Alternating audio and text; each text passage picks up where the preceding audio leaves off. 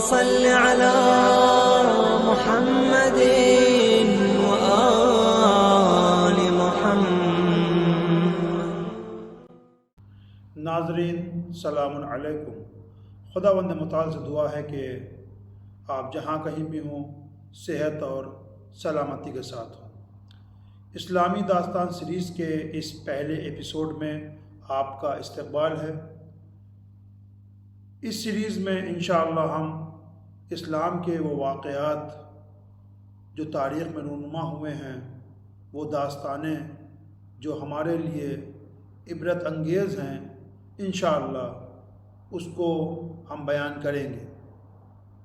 داستانوں کو اور ان واقعات کو بیان کرنے کا مقصد یہ ہے کہ ہم سب لوگ، خصوصاً ہمارے نوجوان اور جو جوان حضرات ہیں، جو جوان طبقہ ہے، وہ ان داستانوں کو سنیں اور اس کو پر غور و فکر کریں اور انشاءاللہ اپنی زندگی کو اور بہتر بنا سکیں۔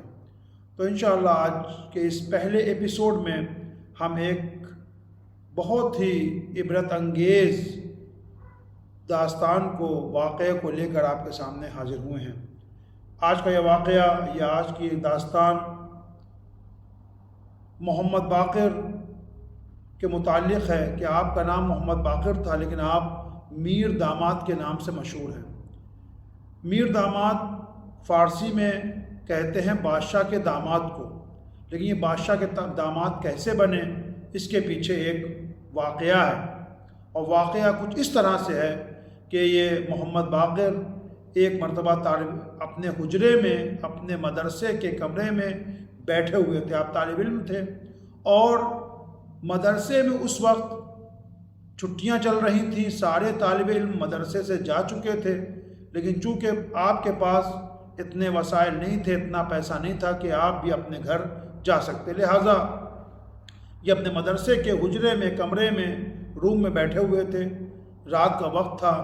اچانک ایک لڑکی، جوان خوبصورت لڑکی ان کے کمرے میں داخل ہوتی ہے اور گھبراہٹ کے عالم میں ہوتی ہے وہ، اور اندر آنے کے بعد وہ دروازے کو بند کر دیتی ہے اور بتاتی کہ میں بادشاہ کی بیٹی ہوں اور محل کے اندر میرا کچھ لوگوں سے جھگڑا ہو گیا ہے اور اس لیے ہم محل کو چھوڑ کر آ گئے ہیں اور تم کو کسی کو کچھ بتانا نہیں ہے، اور وہ کمرے کو آ کر اندر سے بند کر دیتی ہے۔ پھر ان سے پوچھتی ہے کیا کھانے کے لیے کچھ ہے، تو یہ گھبراہٹ کے عالم میں کہ بادشاہ کی لڑکی ہے اور اس طریقے سے کمرے میں آ گئی ہے، تو ان کے پاس جو کچھ بھی کھانے کے لیے ہوتا ہے وہ دسترخوان پر رکھ دیتے ہیں، وہ کھانا کھا لیتی ہے۔ اس کے بعد وہ سونے کا پوچھتی ہے تو ایک طرف اشارہ کرتے ہیں، وہ جا کے وہاں پر سو جاتی ہے۔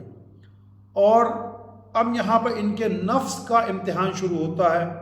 پوری رات گزر جاتی ہے، پھر بادشاہ جب سویرا ہوتا ہے تو بادشاہ کے جو سپاہی ہوتے ہیں وہ اس لڑکی کو ڈھونڈتے ہوئے آتے ہیں، یہاں تک کہ اس کو پا لیتے ہیں، اس کو پکڑ لیتے ہیں، اور اس کے بعد بادشاہ کی لڑکی کو وہ لوگ دوبارہ محل میں واپس لے جاتے ہیں، اور ساتھ ساتھ محمد حسین کو بھی محمد باقر کو بھی لے کے جاتے ہیں ساتھ ساتھ۔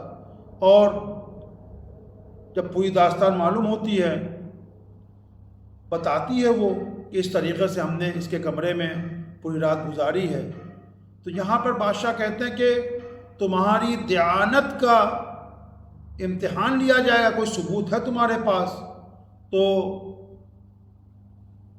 محمد باقر نے ثبوت کے طور پر اپنی جلی ہوئی 10 انگلیوں کو ان کے سامنے رکھ دیا، بادشاہ کے سامنے پیش کر دیا کہ میری 10 انگلیاں اس بات کی گواہ ہیں، اس بات کا ثبوت ہے کہ میں نے کوئی بدکاری، کوئی برا فعل اس لڑکی کے ساتھ انجام نہیں دیا ہے۔ کیا بادشاہ نے سوال کیا کیا مطلب ہے تمہارا؟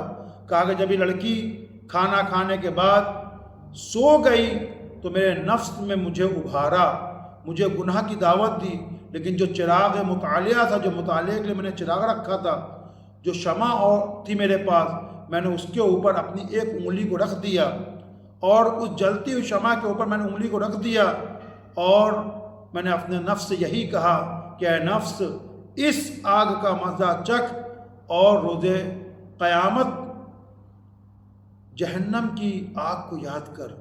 اللہ اکبر۔ اس طرح جب رات اور گزرتی گئی تو میں نے دوسری انگلی کو رکھا، دوسری انگلی بھی جلی، میں نے اپنے نفس کو اسی طریقے سے سرکوب کیا، اس کو دبائے رکھا، اسی طرح سے پھر تیسری انگلی، پھر چوتھی انگلی، پھر پانچویں، پھر دوسرے ہاتھ کی ساری انگلیاں، میری یہ 10 جلی ہوئی انگلیاں اس بات کا ثبوت ہے کہ میں نے اس کے ساتھ کوئی برا فعل انجام نہیں دیا ہے۔ اللہ اکبر۔ جب بادشاہ نے، شاہ عباس نے اس بات کو سنا تو اسے ہی بہت تعجب ہوا، اس نے لڑکی سے پوچھا، لڑکی نے بھی اس بات کی تائید کی، تو بادشاہ نے اسی وقت اس محمد باقر کا نکاح اپنی بیٹی کے ساتھ کر دیا۔ تو اس طرح سے اس دن سے ان کا نام میر داماد پڑ گیا۔ امید ہے کہ داستان آپ کو پسند آئی ہوگی، اور اگر آپ کو لگتا ہے کہ داستان دوسروں کو بھی معلوم ہونا چاہیے تو اس پیغام کو، اس اچھی داستان کو دوسروں سے شیئر کرنا نہ بھولیں۔ والسلام علیکم ورحمۃ اللہ وبرکاتہ۔